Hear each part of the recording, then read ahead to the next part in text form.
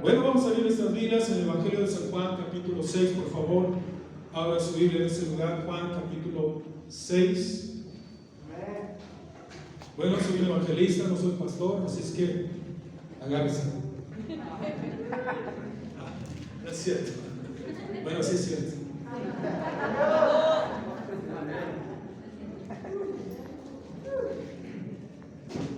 Juan, capítulo 6. Lo voy a hacer rayar su libreta. Es más alto que el 25.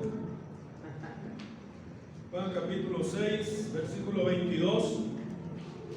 El día siguiente la gente que estaba al otro lado del mar vio que no había habido allí más que una sola barca y que Jesús no había entrado en ella con sus discípulos, sino que estos se habían ido solos. Pero otras barcas habían derribado de Tiberias junto al lugar donde habían comido el pan después de haber dado gracias el Señor. Cuando vio pues la gente que Jesús no estaba allí, ni sus discípulos, entraron en las barcas y fueron a Capernaum buscando a Jesús.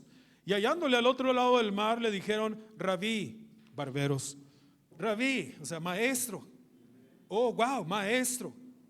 ¿Cuándo llegaste acá? Y escuche la respuesta de Jesús. De cierto os digo que me buscáis no porque habéis visto las señales, sino porque comisteis el pan y os saciasteis. De cierto les digo que me buscan no porque están interesados en el Evangelio, sino en el beneficio del Evangelio. Ayúdame a orar, Padre, en el nombre de Jesús. Esta noche te rogamos que nos ayudes, Señor, a tener un corazón abierto a tu voz, tu dirección, tu palabra en este momento, Señor. Espíritu Santo, ministranos, convicciónanos en este lugar y ayúdanos a tener nuestra mente aquí, Señor, nuestros pensamientos aquí y el oído y el corazón receptivos a tu dirección. En el nombre de Jesús, y el pueblo de Dios dice un fuerte amén. Imagínense cómo se sintió esa gente. Rabí, te andamos buscando. ¿Dónde estabas? Estamos preocupados por ti. No, espérense, ustedes me buscan porque quieren que les dé de comer. Vieron el milagro de los peces y los panes y quieren volver a comer hasta saciarse una vez más. Wow, qué golpe, ¿no? Un gancho al hígado de estos hombres. Creían que de alguna manera iban a engañar a Jesús, pero Jesús no puede ser engañado. Él le dijo: me buscan por estas razones. Hay una historia, un cuento a nivel mundial. Todos hemos escuchado al menos algo de aquella famosa historia, el cuento acerca de la lámpara maravillosa y el genio que lleva adentro, ¿verdad?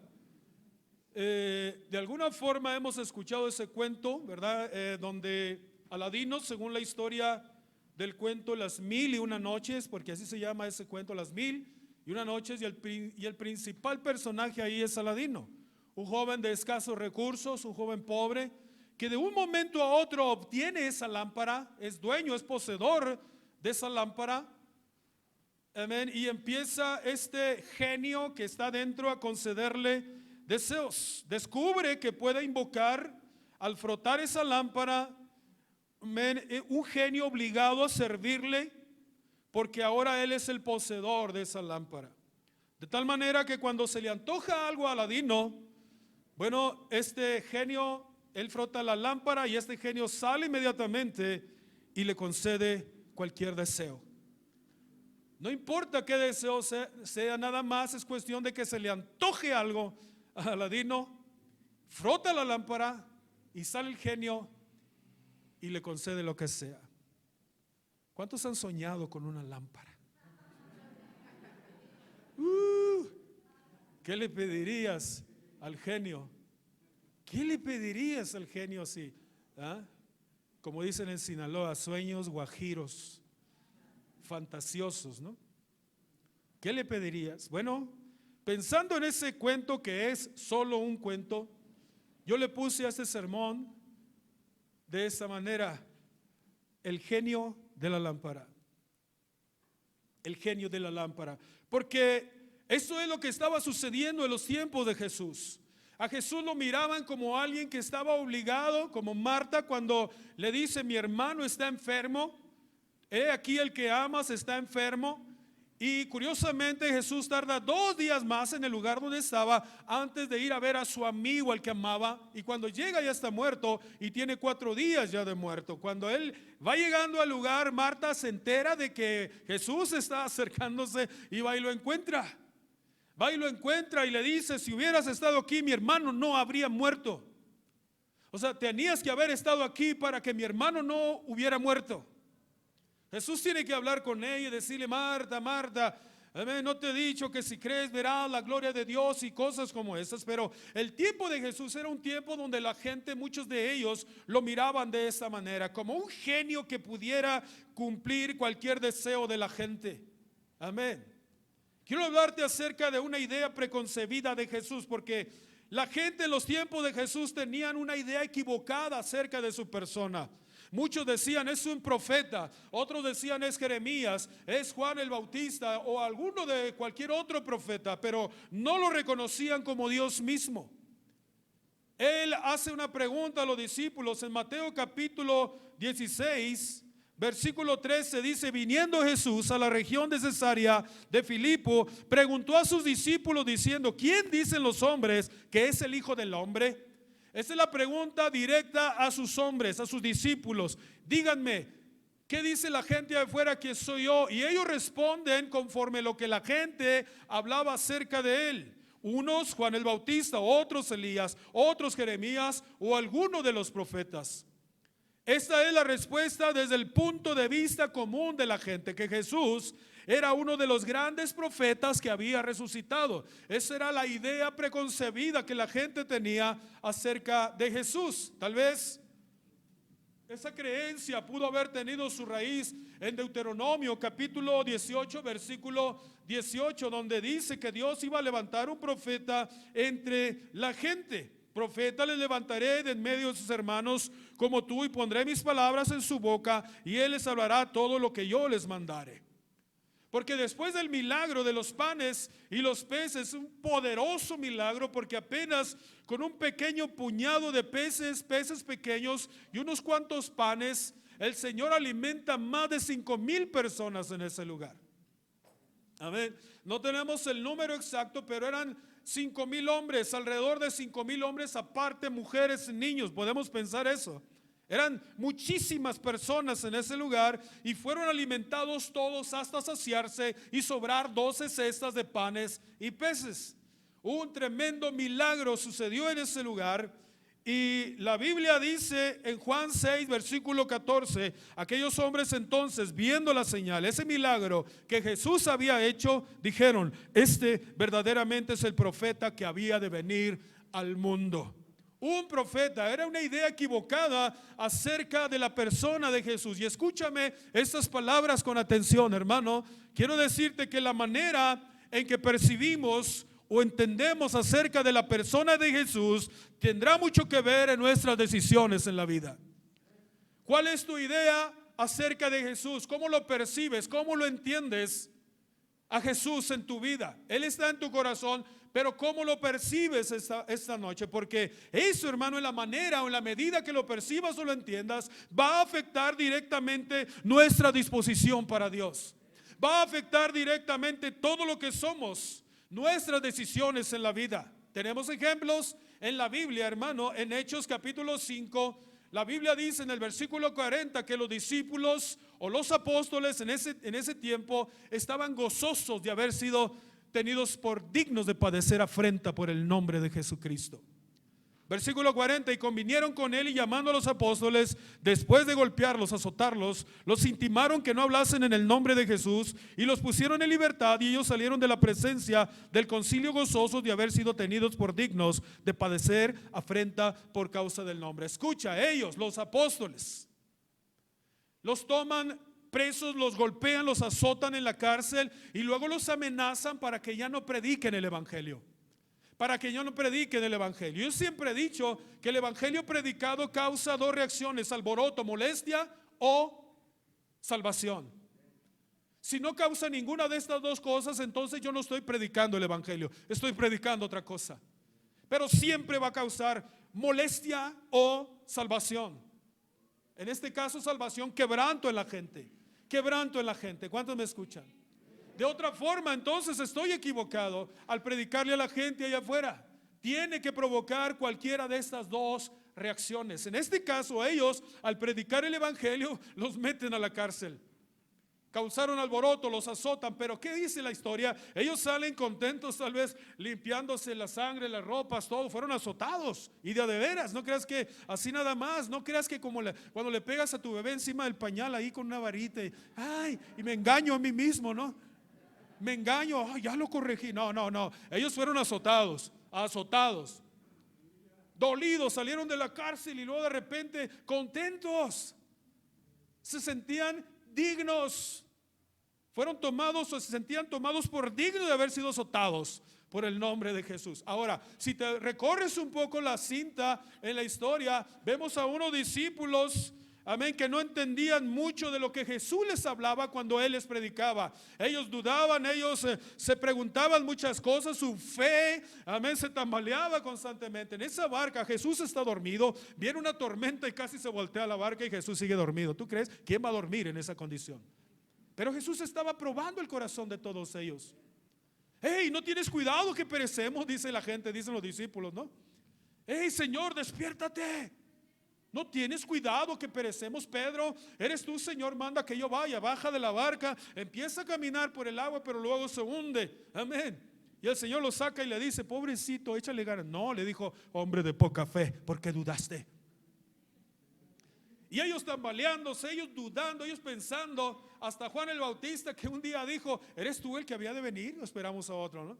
Las dudas y los razonamientos en los discípulos, pero ahora en el libro de los Hechos están dispuestos a dar sus vidas por causa del nombre. ¿Por qué? Porque su idea acerca de Jesús y la manera como lo entendían era la correcta, de tal forma que daban sus vidas por el nombre de Jesucristo. La manera como tú y yo lo concibamos, entendamos o percibamos el nombre de Jesús, así será nuestra manera de vivir para Dios. Así serán nuestras decisiones, así van a ser nuestra forma de expresarnos, de trabajar para Dios. ¿Cuántos me están escuchando a esta hora? Por otro lado, tenemos al joven rico en el capítulo 19 de Mateo. Él está hablando con Jesús, le hace una serie de preguntas y le dice, todo esto yo lo he guardado desde mi juventud, o sea, me lo sé de memoria, todo, pregúntame. Me lo sé de memoria, Señor. ¿Qué más me falta? O sea, ¿se atreve a hacerle una pregunta a Jesús de ese tipo? ¿Qué más me falta?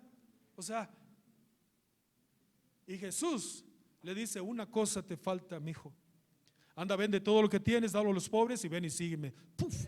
Fue como un gancho al hígado. Ahora no significa que tú y yo vamos a vender lo que tenemos, darlo a los pobres y quedarnos sin nada. No es esa la enseñanza de esa escritura. La enseñanza es que Jesús le dice a este joven, conoces de Dios. Y eso es muy bueno porque, como te he dicho, de perdida lee la Biblia de lunes a lunes y los demás días puedes descansar. ¿Sí, no? O sea que satúrate de la palabra de Dios más en este tiempo. Bueno, el Señor dice, conoces de Dios, pero no conoces a Dios. Simple y sencillamente no conoces a Dios porque no arriesgas, no mueves tu fe, no hay nada en ti que pueda mover algo sobrenatural en tu vida. Y usted y yo sabemos que para conocer a Dios, bueno, conocemos su palabra, Él nos habla a través de su palabra, pero lo sobrenatural, los milagros, solamente a través de la fe los vamos a conocer. No hay otra forma, no hay otra manera de que experimentes un milagro si no es a través de tu fe. Ese es otro sermón, lo dejamos para otro día, pero aquí estamos viendo. Vende lo que tienes y dice, oyendo esta palabra se fue triste porque tenía muchas posesiones. Él tenía un concepto equivocado, una forma de percibir a Jesús muy equivocada. ¿Cuántos me escuchan? Es Jesús el que le está diciendo, ven y sígueme. No es el pastor, no es el discípulo, es Jesús el que le dice, ven y sígueme. Y se fue triste porque tenía muchas posesiones. Es increíble cuántas perspectivas equivocadas hay en el mundo hoy en día acerca de Jesús. ¿No has escuchado que muchos o la mayoría dicen palabras como hay muchos caminos para llegar a Dios, Cristo es solo uno de ellos? Mentira. No hay ningún camino para llegar a Dios más que Cristo Jesús. Juan 14:6, yo soy el camino, la verdad y la vida y nadie va al Padre si no es a través de mí. ¿Que no? Sí, amén. Pero expresiones como, es que todas las religiones nos conducen a Dios. Sí, cómo no. O cuando vas y ahí con el vecino, es que mientras me hablen de Dios todo está bien. Mentira, no está bien. Se quedaron muy serios. Es que yo recibo los testigos, los mormones, los católicos, los esto, lo que aquello, los presbiterianos, los del séptimo día. Mientras me hablen de Dios todo está bien. No, no está bien.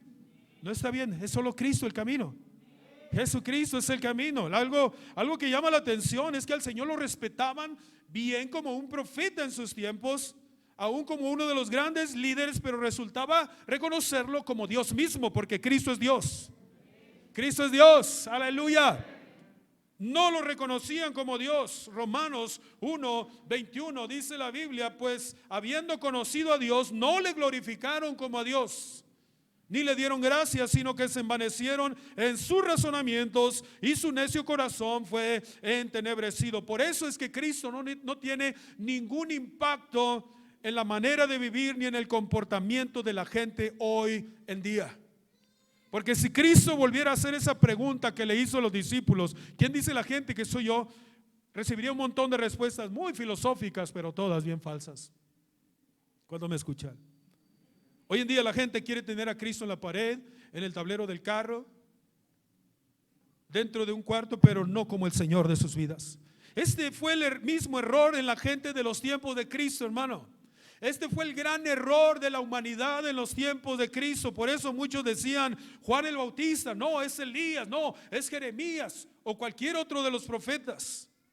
Preconcebir, hermano, es establecer previamente y con sus pormenores, dice el diccionario, algún pensamiento o proyecto que ha de ejecutarse. Entonces, hablar de ideas preconcebidas es hablar de algo que estamos dando por hecho. Y eso fue lo que llevó a Cristo a la cruz del Calvario.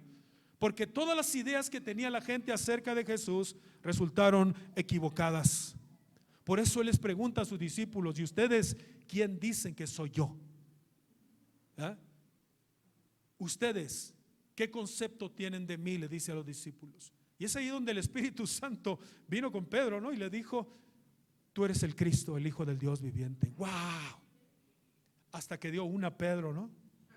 Aunque al ratito el Señor le está diciendo, apártate de mí, Satanás. Pero bueno, Jesús le dice, no te lo reveló carne ni sangre, sino mi Padre que está en los cielos. Amén. ¿Quién decís que soy yo? Quiero hablarte de Jesús como el genio de la lámpara. Y es que esa era la idea de la gente en aquel tiempo, como dije al principio. Mateo capítulo 20, ahí hay una mujer que le hace una petición al Señor en el versículo 21. Él le dijo, ¿qué quieres? Y ella le dijo, ordena que en tu reino se sienten estos dos hijos míos, el uno a tu derecha y el otro a tu izquierda. Dice, no está pidiendo nada esta pobrecita, ¿no? O sea, siéntame a uno de mis hijos a tu izquierda y el otro a tu derecha, para que todos los vean, que son los mejores. O sea, ni siquiera se está arrodillando, rogando, no, ordena. No sabía lo que pedía esta mujer. No sabes lo que pides. Hoy en nuestros tiempos la idea acerca de Jesús no difiere mucho de aquel tiempo. Escúchame bien. Vamos a poner atención aquí, porque Jesús se ha convertido solo en un medio para cumplir los deseos de las personas en la iglesia postmodernista. La iglesia modernista tiene a Jesús como un genio de la lámpara. Amén. Jesús se ha convertido en eso, en un medio para cumplir los deseos de las personas. Ese es el mensaje que se predica en muchos lugares. Mira, ven, te invito a la iglesia, verás qué bonito se siente allí. Las luces de colores en los conciertos. Allí todo mundo te va a amar, nadie te va a odiar nunca en la vida, nunca, nadie te va a tener envidia, no te preocupes, somos cristianos, nadie tiene malas actitudes. Ven, qué bonito, eso es totalmente antibíblico, porque eso no es el evangelio. Eso no es el evangelio. Cuando yo voy, invito a alguien a la iglesia y le digo, mira, vamos, se va a poner bien tremendo, hay un predicador negrito ahí que va a estar predicándonos. Ven, vieras qué bonita la alabanza, qué bonito el teatro, qué bonito aquello. Eso no es el evangelio. ¿Recuerdas cuando Pedro predicó su primer sermón? ¿Qué fue lo que hizo la gente al final del sermón? ¿Qué haremos? Dinos, ¿qué haremos? O sea, Pedro llevó a la gente entre la espada y la pared. Él predicó el evangelio. Cristo Jesús murió en la cruz por tus pecados, por los míos, y ahora tú estás en una condición de condenación. Tu condición natural te condena para una eternidad. Por eso es que necesitas a Cristo en tu corazón. Eso es el evangelio. Él murió por tus pecados, por los míos, derramó toda su sangre, y ahora Él está esperando a que le dé la oportunidad de ser perdonado. Ese es el evangelio. Eso fue lo que Pedro predicó, hermano, en aquel tiempo, de tal forma que la gente dijo: ¿qué hago? Dime qué hago entonces. Y eso es lo que nosotros debemos provocar en el corazón de la gente allá afuera, a la cual le predicamos. Predicarles el evangelio. Amén. No darles un montón de promesas que Dios les va a dar, Dios va a bendecir. Si yo le digo a esa persona: ven, mira, Dios te promete bendición, prosperidad, sanidad, salvación para ti, toda tu casa. Eso no es el evangelio. Amén. Porque así como llega la gente, si no recibe la promesa que le dimos, así como llegó, se va. Amén. Y te lo voy a explicar a través de todo lo que me resta del sermón. Por eso quiero que me pongas atención. Aleluya. Porque Jesús es eso en la iglesia modernista. En lugar de presentar a un Jesús como Salvador, de llevar a las personas a tomar conciencia de su estado condenado delante de Dios, de hablar de la gran necesidad de la salvación, se presenta un Jesús genio de la lámpara, que usted puede pedir un deseo y listo. Mira, es que Dios te promete sanidad, bendición, prosperidad. Te promete llegar muy lejos. Amén. Un Jesús que puede cumplir todos los deseos del hombre caído sin importar el estado en que se encuentre. En lugar de presentar un evangelio donde Cristo es el centro de todo, se presenta un evangelio centrado en el yo, en el cómo satisfacer, amén, mis deseos. Dice Romanos 1:25, ya que cambiaron la verdad de Dios por la mentira, honrando y dando culto a las criaturas antes que al Creador, el cual es bendito por los siglos. Amén, aleluya. Se le enseña entonces allá afuera en la iglesia modernista a la gente a cómo prosperar, a cómo ser rico, un gran hombre de negocios, todo centrado en el yo. Ese es el evangelio modernista, totalmente antibíblico. Amén. ¿Qué mandó a Jesús a buscar? ¿Qué fue lo que mandó Jesús a buscar? Buscad primeramente el reino de Dios y su justicia, y todas estas cosas os serán añadidas. Es tan claro que Jesús dice: busca primero busca el reino, busca encontrarte con Dios, busca encontrar reconciliación con Dios, busca encontrar el perdón de Dios para tu vida, porque Él ya conoce tu necesidad. Él sabe de qué tienes necesidad. Pero busca primero el reino. ¿Qué mandó Jesús a buscar? El reino de Dios. ¿Qué es lo que se enseña hoy a buscar? Las añadiduras. Ven, mira, Dios te promete esto, aquello, lo otro. Ven a la iglesia y ahí vienen las personas bien emocionadas porque hay un montón de promesas para ellos. Pero así como llegan, se van, porque Jesús no cumplió sus expectativas. Amén. Es por eso que, como en el texto, la gente andaba detrás del beneficio y no detrás del evangelio. Rabí, ¿dónde has estado? Espérense, ustedes quieren volver a comer, les dijo, pero no están interesados en las cosas espirituales, les dijo el Señor.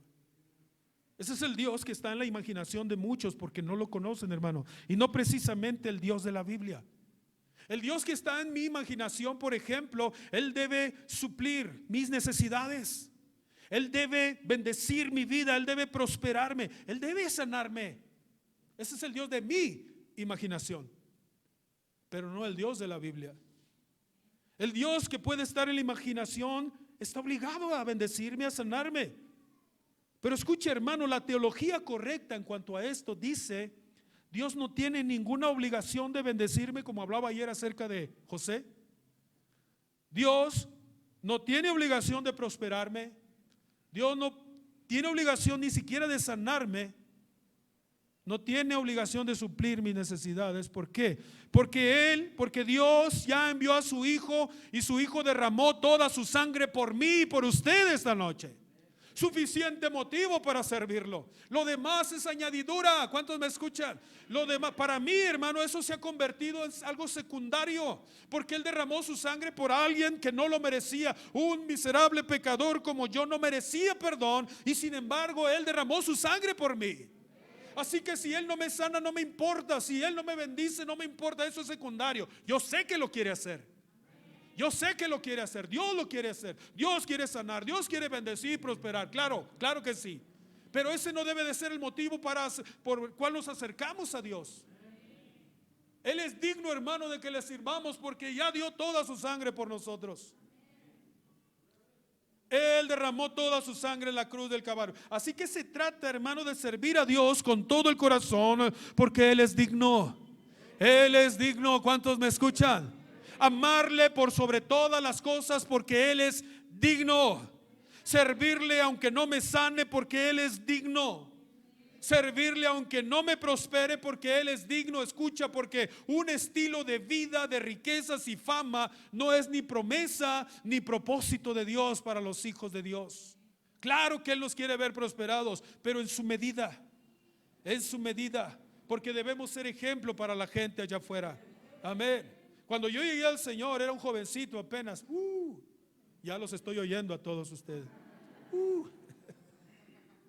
Era un jovencito, y yo no sé a qué edad de repente adquirí un problema en mis oídos. Ya lo platiqué aquí, ¿verdad?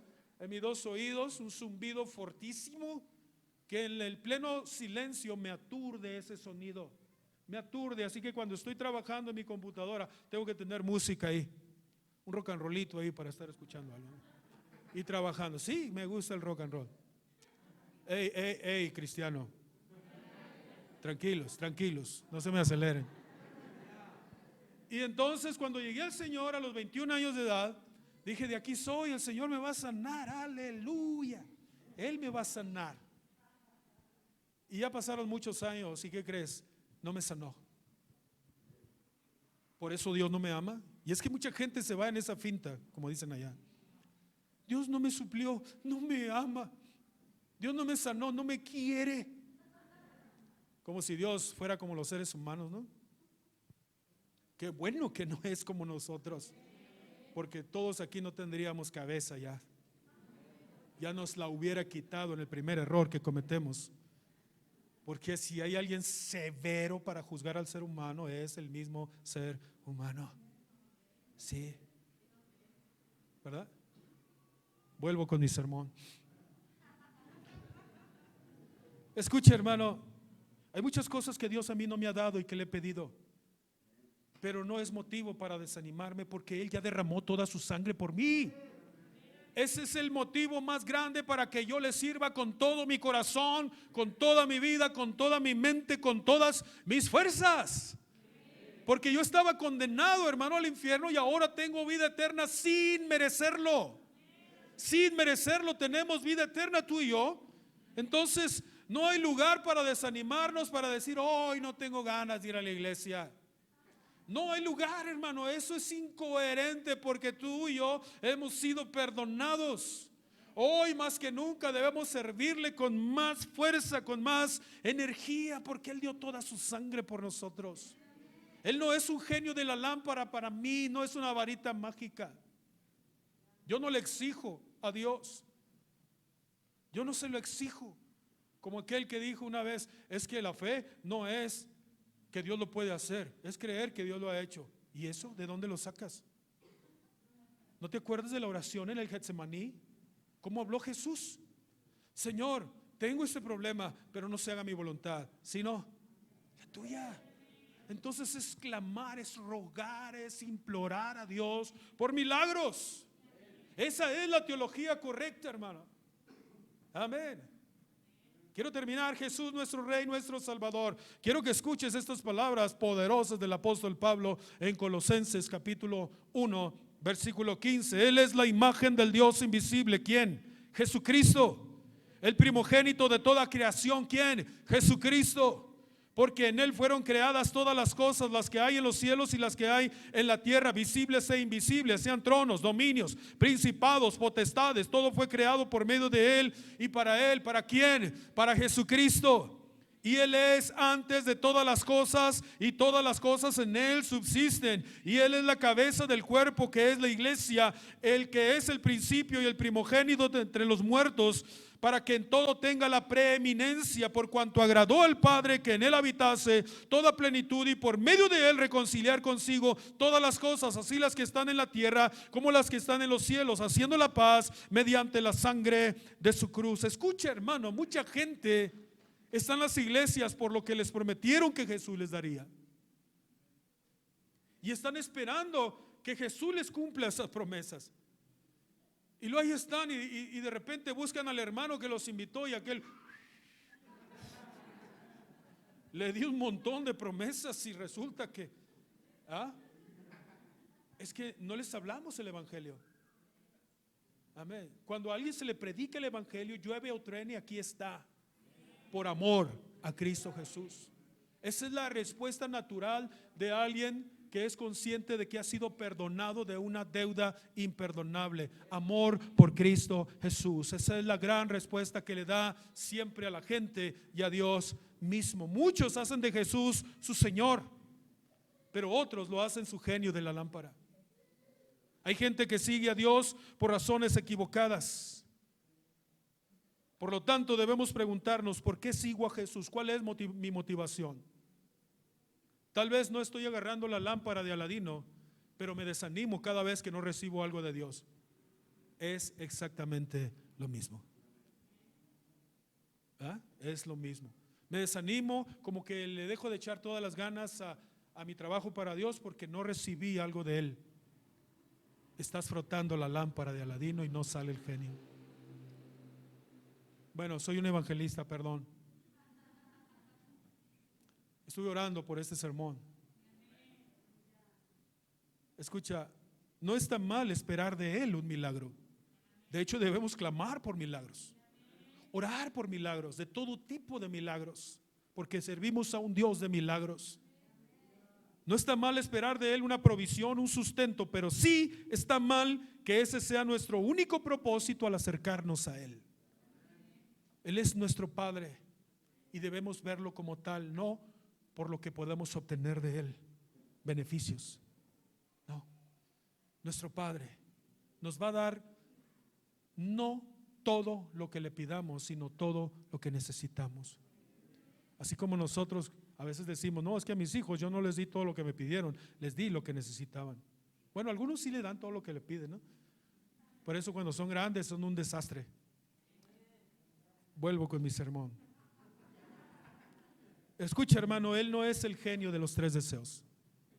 Dios nos guarde de mirarlo de esa manera, al desanimarnos porque no suplió una de nuestras necesidades. Dios nos guarde de desanimarnos. ¿Por qué? Porque Él no se está moviendo en mis problemas. Buenas noches. Dios me guarde porque Él no está haciendo nada según yo y mis expectativas.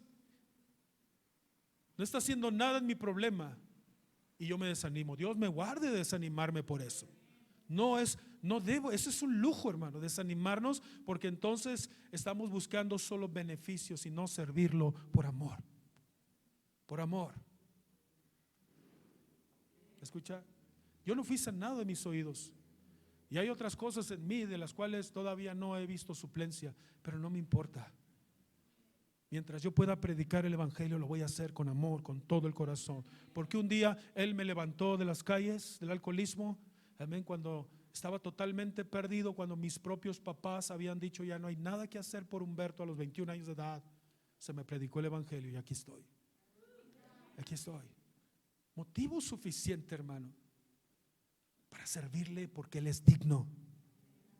Él es digno. Jesús les dice a la gente: les aseguro que ustedes me buscan porque comieron hasta llenarse y no porque hayan entendido las señales milagrosas. Fíjate cómo les habló el Señor a estos hombres. Amén. No les interesaba nada espiritual, solo el beneficio, el comer. Al Señor se le debe seguir, no por lo que Él nos pueda dar, no porque Él cumplirá mis sueños, no porque Él me puede sanar, no porque Él nos hará ricos o famosos. Aunque no nos dé nada, debemos servirlo por amor. ¿Por qué? Porque Él nos ha perdonado. Dale un fuerte aplauso al Rey de Reyes y Señor de Señores. Él nos ha perdonado, hermano. Él te ha perdonado. Él te ha perdonado. Amén, aleluya, porque de tal manera amó Dios al mundo que ha dado a su Hijo unigénito para que todo aquel que en Él crea no se pierda, mas tenga vida eterna, porque no envió Dios a su Hijo al mundo para condenar al mundo, sino para que fueran salvos a través de Él. Gracias, Señor, gracias, Jesús. Aleluya. Escucha, hermano, aunque la higuera no florezca, ni en las vides haya fruto, aunque falte el producto del olivo y los labrados no den mantenimiento, y las ovejas sean quitadas de la majada y no haya vacas en los corrales, Habacuc 3:17, con todo yo me alegraré en Jehová y me gozaré en el Dios de mi salvación. En el Dios de mi salvación. Si causé alboroto en algún corazón con este sermón, dale gracias a Dios. Si causó Dios quebranto en tu corazón con este sermón, dale gracias a Dios. Amén. Vamos a inclinar nuestro rostro en reverencia a Dios.